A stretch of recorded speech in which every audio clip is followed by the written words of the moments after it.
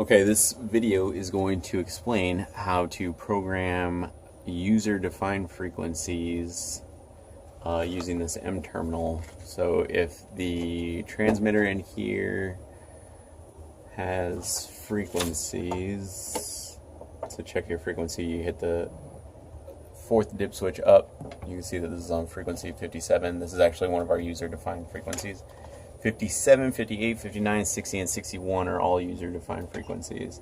With each of these frequencies, there's an actual frequency number in megahertz.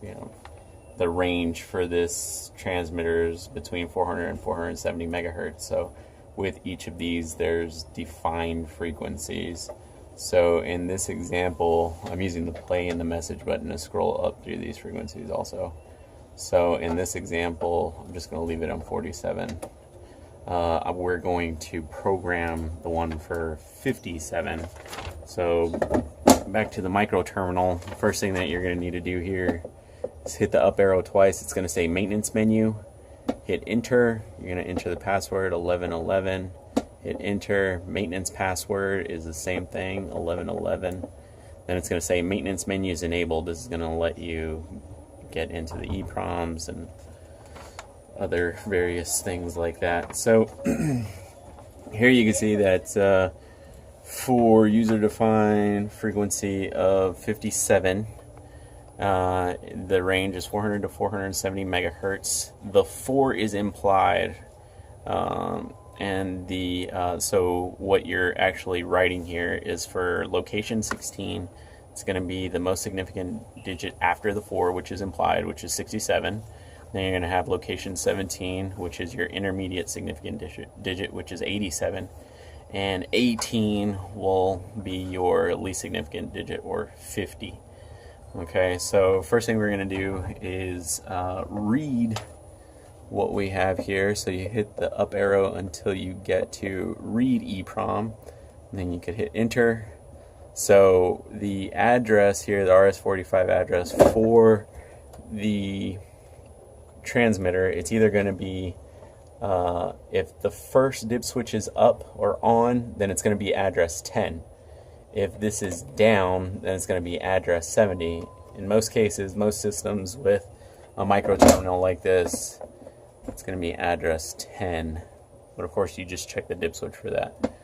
Hit enter the EEPROM address or location. That's what this is, the 16.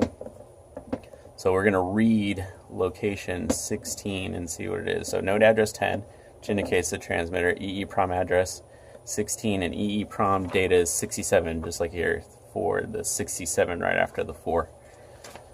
So that's how you read that. Now I'm going to, times out, I'm going to hit that up arrow again until you get to write EEPROM. We're going to change this to just a random number. So the address again is 10. The location that we're going to write first is 16.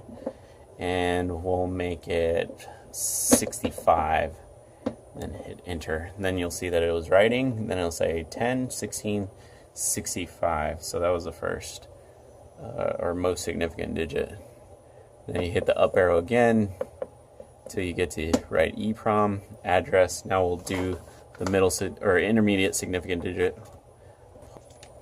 which is address 10. This is EEPROM address 17, and we'll write that as 36.